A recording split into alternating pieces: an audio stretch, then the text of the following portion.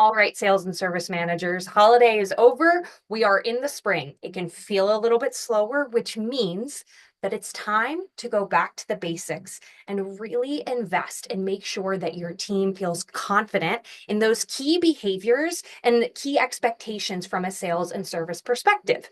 We're hoping that this Spring Academy Toolkit helps you do just that. Now, while you're familiar with the toolkit from Q4 in our holiday season, we've evolved it just a little bit for the specific needs of the spring season and to make sure that you are really investing in building your team from the ground up now that it's the team that you're going to have with you for quite some time. So let's take a look at what may be a little bit different from the holiday toolkit to this spring version. The training team collected feedback from the holiday toolkit to figure out what worked and what maybe can evolve a little bit as we change these toolkits moving forward. So the first thing that you're going to notice is a little bit different for the spring toolkit is we have both 101 and 102 level activities. We have an incredibly diverse fleet, and every team has its own unique needs. We also want to empower you as the people who are leading morning rallies and who knows your team best to make choices about what kind of content does your team need right now in order to get the most engagement out of these KPI focused moments. So you'll see that we have both 101 level activities, which are more foundational building, kind of going back to the basics.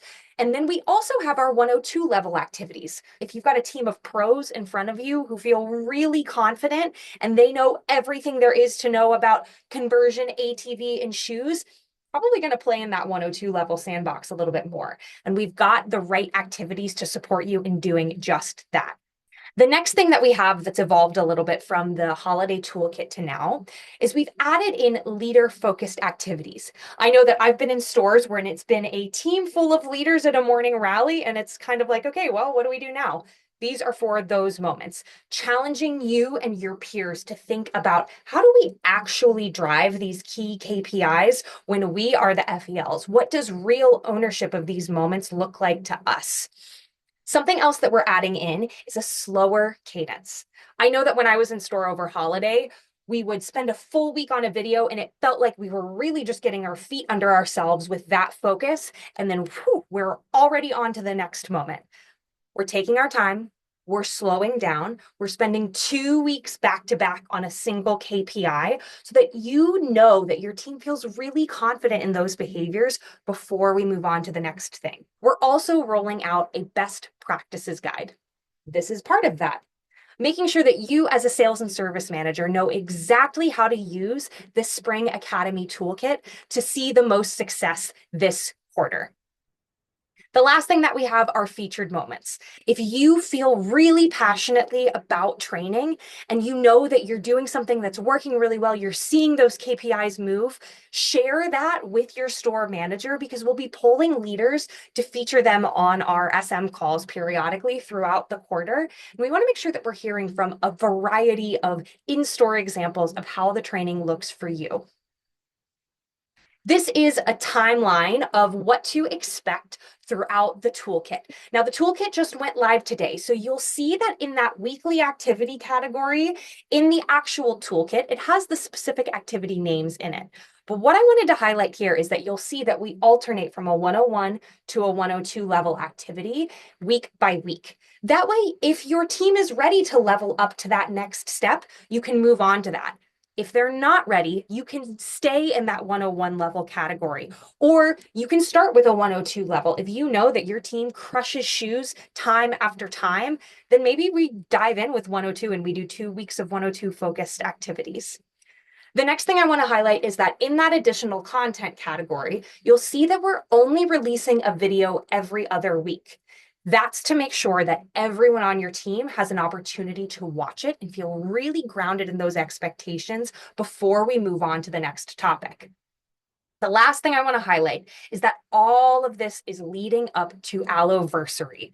So everyone on your team should feel really squared away and knowledgeable about all of the basics around what's required on the sales floor before we get into one of our busiest sale periods of the year. How do we make all of this happen? Might be a question that you're asking yourself by now. So the first thing I want to highlight is that all of this comes down to really solid preparation. This beautiful example from Carrie, our sales and service manager at UTC, is what it can look like when you print out the toolkit and put it in a centralized location. That way, everyone on your team, everyone on your leadership bench knows exactly where to go to find all of these training resources. Carrie did this in a really smart way where she highlighted and put tabs for each week what activity we were going to focus. I just mentioned it on our last slide that the timeline will have the specific activities each week. Take a moment to tab what activities you're doing which week, and then print out any supplemental resources and put them at the front of the binder, just like you see photographed here. That way, let's move on to the then. When you have someone who's planning for the week, whether it's you as the sales and service manager or your visual lead or your sales and service lead or your store manager, they can go to the binder if it's a Monday or a Sunday. They go to the exact date, they take that activity out of the binder, and they're ready to go. By investing time at the beginning of this training toolkit cycle, we're saving time in the long run. So as we look at what the cycle is that we're going to do week over week, the first is we're planning for the week. We're going back to that binder. We're pulling those activities out. We're looking on Zipline to see if there's a new video this week. Then we're enrolling our leadership team. You'll see a really great example of that on the next slide, but this can look like an email, a Teams message, whatever platform makes the most sense for you and your team. Please, I encourage you to continue with that, but there has to be communication across the entire leadership team. You can't accomplish this alone, and your store manager can't accomplish it alone. You need your entire leadership team on the same page in order to really see the results of this toolkit. The third thing is a morning rally. There are no excuses. Every single person should be hosting a morning rally every day. I always say that you wouldn't walk through a forest blindfolded and expect to make it out in record time. Well, if we're not having morning rallies, then we're not giving our team a direction. So how are we expecting them to deliver record-breaking results if we aren't giving them a direction to go in? The last thing is we're recapping those actions and the results we took to drove those actions. The way we do that is through our FEL tracker, making sure that at the end of every night, you're copying the data and you're inputting it into the FEL tracker. That way, at the end of the week, whether it's being sent to your DM or reviewed with your store manager, you can go back and look at the work that you did and what results came from your actions as an FEL. This is an example of that leadership team enrollment phase that we referenced on the last slide. And this email is from Haley from Roseville. Now you'll see a bullet point list of all of the different things that she covers in here, but what's so important is the consistency behind this. Haley makes sure that this gets sent out every week. And I'm going to pass it off to her to share some of the benefits of how this worked really well for her and her team throughout the holiday season. Sending a leadership email similar to the example on the screen is helpful in many different ways, from sending zipline messages, any important promos, new hires, staffing updates, FEL focuses, ops visual focuses, or any other store-specific messages. This ensures everyone on the leadership team stays in constant communication, especially during peak times of the business where there tends to be a higher workload. Over the holiday season, this helped our team in Roseville by ensuring all the leaders were on board with our training toolkit and the videos and activities that go along with it, ensuring that all the training is being done every single day, regardless of who the opening leader is running those morning rallies. Now, we know that not everyone starts their shift at the very beginning of every day. Not everyone can attend every morning rally. That is where the self-check-in comes in. So something that we offer as a new behavior you could do is take an iPad, one of the ones that you already have in your store, and film the facilitated portion of the morning rally. We're not talking the activity, but we are talking the rundown of what are the numbers that they need to know for the day. What is the behavior that you as the FEL expect them to focus on throughout the day? If there's a discussion that happens after the activity, you are more than welcome to record that part, because hearing what their peers have to say can be a really invaluable piece of that social learning component. Then when those associates check in midway through the day, they can watch that rally video on the iPad. This is something that we're trying, and maybe this is something that you're taking or leaving as a store leader. And if you're choosing to leave it, what is a non-negotiable for these self-check-ins is reading any bulletins and new messages that are on Zipline. This ensures that every single person who walks into our doors is up to date with the most accurate company information that we have, with new messages that come through from HQ every day.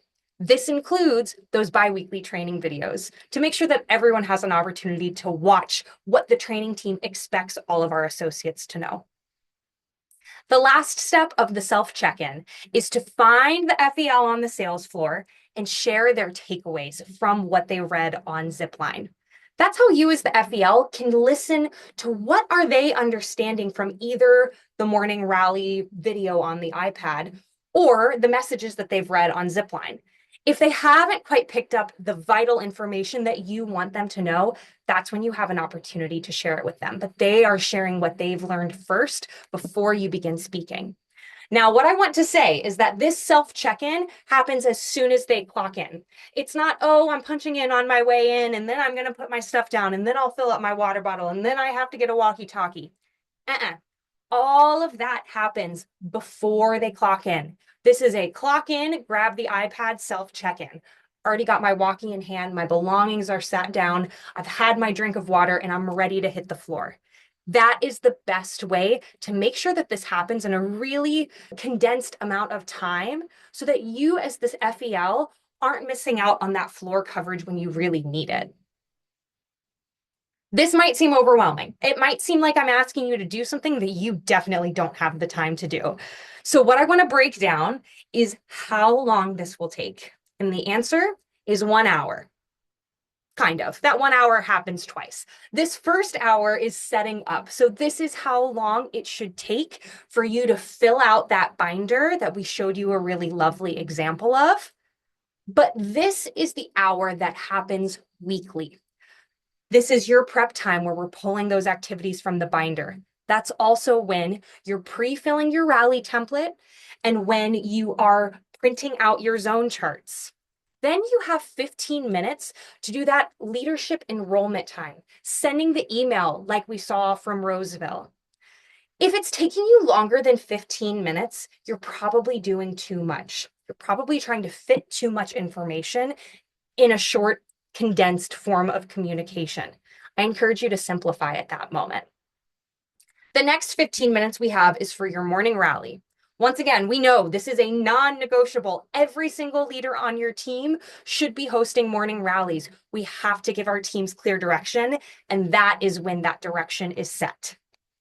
5 minutes at the end of the day to copy your data from the FEL tracker and paste it into the Excel sheet. And then 15 minutes at the end of the day to jot a quick note, send it to your leaders, either via email or via Teams, on what are the actions that you took during the day? What of the business did you have control over versus what happened to you and your store team? Then at the very end of the week, that's when we're sending the FEL tracker in the form of a recap, either to your DM or to your store manager to review with you. Now, something else is coming our way that we wanted to be mindful of within this training timeline, and that is our store manager conference. You, as the sales and service manager, are going to be completely responsible for driving the sales and service experience during that week. So now it's your turn. That week, you will be responsible for identifying what KPI you would like to focus on while your store manager is away. You'll send that in a Zipline survey. And then as you go through that week, you have a plethora of activities in your spring toolkit to pull from. That way you can keep your team engaged with the KPI behaviors throughout the week. And at the end of that time period, you're going to go back into Zipline, recap. What are the actions that you and your fellow leaders took to drive that change in the KPI? The teams with the greatest change in their KPI that they selected will receive a prize, and that'll be granted 1 per tier. Allowing you to identify what KPI you want to focus on is a great example of the fact that this toolkit is not law. You know your team best. And while it is expected for your team to be up to date with all company directed need to knows, you understand your business best. So I encourage you to take this toolkit and all of the resources that go along with it and really make it work for your team. Adjust activities as needed. Figure out what the flow of recaps and keeping your leadership team involved, what does that look like for you as an individual? As long as you can articulate why you modified something or why you aren't doing something or why you're doing something a little bit different, you are doing exactly what you should be doing. Thanks for listening. I cannot wait to hear how you take this toolkit and make it your own. Happy training.